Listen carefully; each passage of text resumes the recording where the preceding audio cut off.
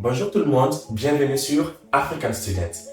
Comme d'habitude, nous avons décidé aujourd'hui d'aborder avec vous un sujet qui est très intéressant. Il s'agit de ChatGPT. Nous sommes sûrs que vous avez déjà entendu parler de ce modèle développé en novembre 2022 par l'entreprise OpenAI.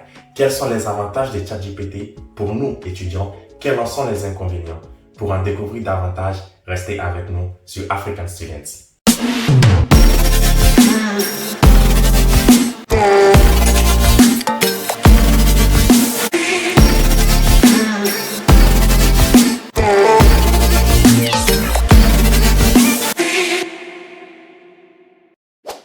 Comme dit au début de la vidéo, ChatGPT est un chatbot lancé en 2022 par l'entreprise OpenAI. Alors un chatbot, c'est tout simplement une sorte d'intelligence artificielle avec laquelle vous pouvez avoir un échange, à laquelle vous pouvez poser des questions et celle-ci va vous fournir des réponses en fonction du contenu que vous lui donnez ou des questions que vous lui posez.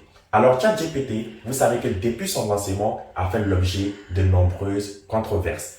Il s'agit tout d'abord du fait que certains enseignants pensent que les étudiants que nous sommes utiliseront ChatGPT de façon irresponsable, ce qui va alors dégrader notre esprit critique ou encore impacter de façon pas du tout positive notre manière de réfléchir.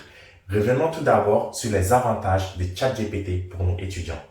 Le premier avantage de ChatGPT pour nous étudiants, c'est tout d'abord l'optimisation du temps. Je prends un exemple. Lorsque moi, je recherche un article sur Google et que je tombe sur un article qui est super long, en fonction de mon temps, je pense que je vais assez durer pour lire l'article et en déduire en fait les informations adéquates. Alors, vous pouvez tout simplement prendre l'article, vous demandez à ChatGPT de vous résumer les informations principales de cet article et ChatGPT va vous le faire de façon, je pense, pertinente. Donc là, vous optimisez votre temps.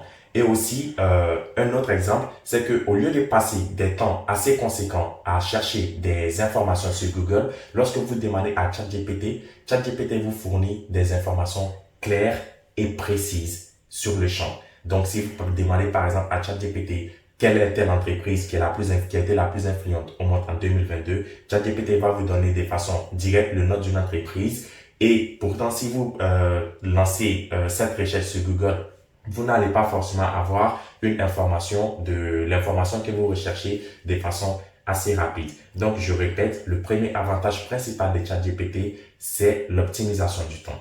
Alors, une autre manière pour nous étudiants d'utiliser ChatGPT à notre avantage, c'est simplement utiliser ChatGPT pour préparer nos différents examens, pour préparer nos différents devoirs. Alors, lorsque je bosse, par exemple, je prends un exemple, un chapitre d'économie et je prépare un devoir sur ce chapitre, je peux simplement demander à ChatGPT de me fournir un exercice, une sorte de devoir ou encore un QCM des questions à choix multiples en fait sur ces thèmes-là. Et ChatGPT va le faire. Et lorsque vous finissez de réfléchir sur l'exercice que ChatGPT vous a donné, vous pouvez demander également la correction de l'exercice. Donc là, ça devient un moyen, à mon avis, efficace pour préparer vos devoirs, pour préparer vos examens.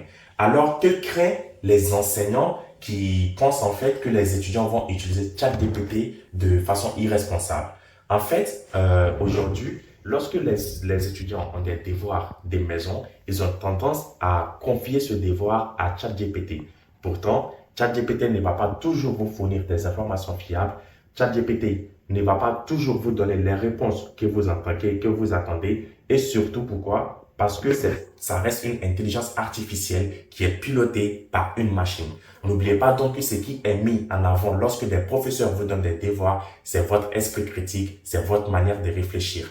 Donc, si vous utilisez ChatGPT pour résoudre vos devoirs, vos exercices, vous verrez que vous n'allez pas faire preuve de réflexion ni d'esprit critique. Aussi, n'oubliez pas que ChatGPT a des connaissances en fait qui sont limitées en septembre 2021. Donc du coup, c'est ce qui veut dire que les informations qui ont peut-être été actualisées en 2022 ou 2023, ChatGPT n'a pas accès à ces informations, ce qui va donc dégrader la fiabilité des informations.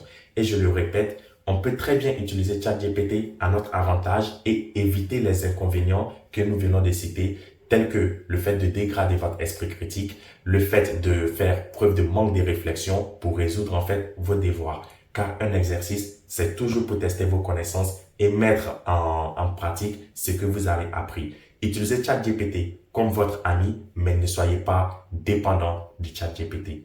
J'espère que cette vidéo vous a été utile et à très bientôt sur African Students.